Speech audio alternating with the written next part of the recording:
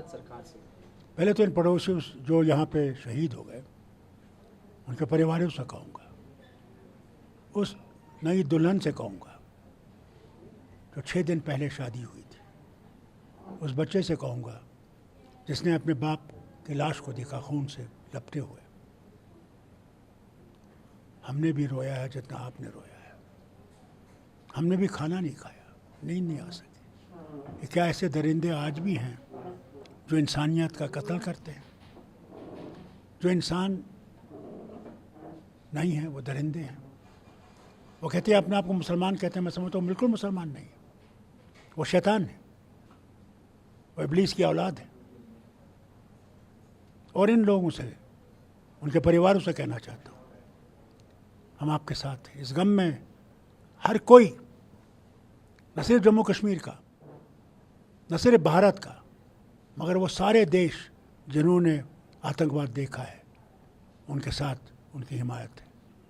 उनके आंसू में, दिलों में वो गम है जो उनने खुद भी देखा होगा। और मैं उनसे उम्मीद देता हूँ कि घबराइए नहीं, ये कुर्बानियाँ ज़ाया नहीं होंगी, इनका बदला लिया जाएगा और ज़बरदस्त बदला लिया जाएगा। हिल जाएंगे। तो आज हम वो प्याला जो है वो लबरेज हो गया है, भर गया है, वो घड़ा भर गया है। आज हम पीछे नहीं रहेंगे, इसको जड़ से निकालना ज़रूरी है।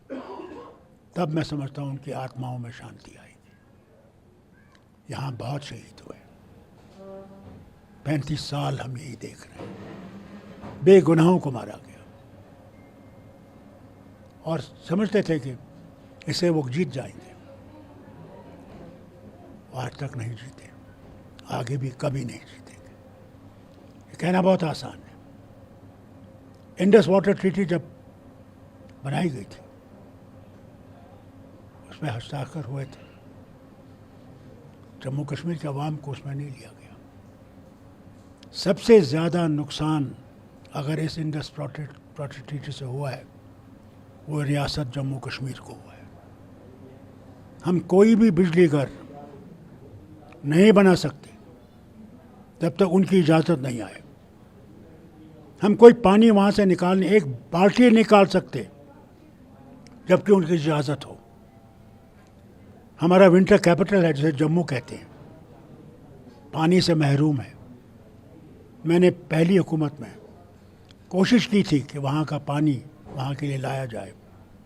200 करोड़ का हमने प्रोग्राम बनाया था, प्लान बनाया था, मगर वो रुक गया क्योंकि वर्ल्ड बैंक ने कहा ये इंडस वाटर ट्रीटी के अंदर आता है। आज मैं गवर्नमेंट ऑफ इंडिया से, आपकी इस चैनल से अपील करता हूँ, आज वक्त आ गया है, वो पानी थोड़ा सा जम्मू के लोगों के लिए लाइए। वो स्कीम जारी कीजिए जिससे कि हम लोग बच सकें। हम प्यास से मर रहे हैं। बाकी उनका चिल्लाना कि हम ये करेंगे वो करेंगे, हम इनह्यूमन नहीं हैं। हिंदुस्तान गांधी का देश है और गांधी के देश में ज़रूर आज हमने उनको धमकी दी है पानी बंद करने के लिए, मगर हम उनको मारेंगे नहीं। हम इतने जालिम नहीं हैं जितने वो हैं। उन्हें हर वक्त जुल्म किया है, अपनी आवाम पे जुल्म किया। हम पे तो छोड़ दीजिए, अपनी आवाम पे जुल्म किया। हालत देखिए वहाँ क्या है। ये देखिए बलूचिस्तान में क्या हो रहा है, हम उसके ज़िम्मेदार नहीं हैं, वो हैं। सिंध में क्या हो रहा है, नॉर्थ वेस्ट फ्रंटियर में पख्तूनख्वा क्या हो रहा है, ये उनको देखना चाहिए। अपने देश को तो बचा नहीं सके, अब हमारे देश को ख़त्म करने की कोशिश कर रहे हैं, उसमें कामयाब नहीं होंगे। देखिए पहली बात आपको, देखिए पहली बात आपको मैं बताऊं, मेरा दिल बहुत खुश हुआ, बहुत गमगीन था। मैं नहीं समझता था कि मैं इन घाटियों को कैसे देखूंगा जहाँ कोई नहीं है, मगर मुझे हिम्मत दी उन बच्चों ने। जब मैंने उनसे पूछा, कहा अंकल हमें कोई डर नहीं है, हम आए हैं आपके साथ खड़े, बच्चे आपके साथ खड़ा होने के लिए।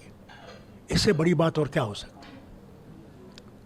बड़े तो डर गए, बच्चे नहीं डर रहे।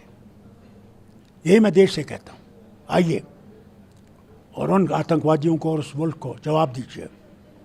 हम तुमसे डरने वाले नहीं हैं, हम आएंगे, ज़्यादा से ज़्यादा आएंगे, और मुझे उम्मीद है बहुत आएंगे। वही तमाशा है उस देश को और उन आतंकवादियों को। अब महबूबा जी के हर बात का मैं जवाब दूं तो अच्छा नहीं लगेगा। महबूबा जी से मैं कहूँगा, ऐसी बातें मत करिए। क्या इन 35 साल में जब ये शुरू हुआ तो किसने शुरू किया? कौन थे जो पार गए? कौन आए जिन्हें हमें वारकुंड को मारा, हमारे पंडित भाइयों को यहाँ से निकाला? कौन थे? जरा वो जवाब देना। जहाँ मैं वज़ीर आला होकर नहीं जा सकता था, ये जाती थी उन टेररिस्ट के घरों में, उसका जवाब दे। हम कभी टेररिज्म के साथ नहीं रहे, न रहेंगे। न हम कभी पाकिस्तानी थे, न हैं, न होंगे। हम भारत का अटूट अंग हैं और हम भारत का मुकुट हैं। और ये कितना भी भारत के मुकुट को पीला करने की कोशिश करेंगे, कभी नहीं होगा। वो मुकुट चमकता रहेगा। और यहाँ पे अमरनाथ जी हैं, जहाँ बैठे हैं, अमरनाथ जी भी हमारी आरक्षा करेंगे। करें, हम सब उसी को देख रहे हैं। सारे भारत, सारा दुनिया देख रही है। और हम उम्मीद करते हैं कि इसका आतंकवाद का ख़त्मा होगा, ख़त्म हो जाएगा। हम तो चाहते हैं। भैया हम लोग लेना क्या है? हम गरीब इलाका है। एक ही चीज़ हमें खुदा ने दी है, खूबसूरती। अब देखिए, जहाँ टेम्परेचर 45 है, 46 है, वहाँ मेरे ख्याल से आज यहाँ 18 भी नहीं होगा, 17 होगा। कितनी खूबसूरत घाटियाँ हैं, क्या लिदर का दरिया है। मगर आज आंसू बहा रहा है। जहाँ यहाँ एक जगह नहीं मिलती थी चलने को, वहाँ आज मायूसी है, खामोशी है। इस खामोशी को दूर करना है। वो करेंगे, वो आएंगे। मैं अपने साथियों से कहता हूँ, मैं अपने वतन के लोगों से कहता हूँ, अपने भाइयों से कहता हूँ, घबरा मत, वो आएंगे, ज़रूर आएंगे और बहुत जल्दी आएंगे। अब देखिए, इस वक्त नहीं है ऐसी बातें करने का। अगर हम ऐसी बातें करेंगे तो हम अपने पड़ोसी को मजबूत करते हैं। ये बातें उसके बाद हो सकती हैं, पहले हमसे खात्मा तो करें। जो खात्मा हो जाएगा फिर सब चीज़ों में बात होगी। कैसे आए, क्यों आए, किधर से आए, कौन साथ था, कहाँ चूक हुई, ये सब बातें उस वक्त होंगी। आज नहीं करने का वक्त। जो अमरनाथ जी की यात्रा पे आएंगे उनको डर हो ही नहीं सकता। उनकी रक्षा करने वाला तो बैठा हुआ है यहाँ, फिर डर किसका? डर तो उसको होगा ना जिसके दिल में अमरनाथ जी नहीं होंगे। डर तो उसको होगा जिसको उस प्रभु की कि वही मारने वाला है, वही जिंदगी देने वाला है। फिर कहा डर किसका?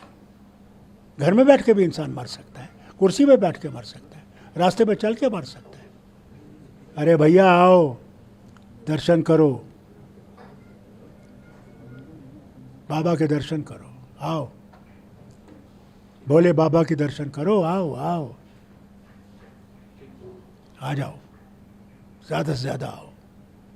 हो सकता है यहाँ से जो दुआएं ले जाओगे, सारे भारत पे एक नया सूरज चमकेगा, उसकी उम्मीद है। बहुत शुक्रिया सर, एएनआई से बातचीत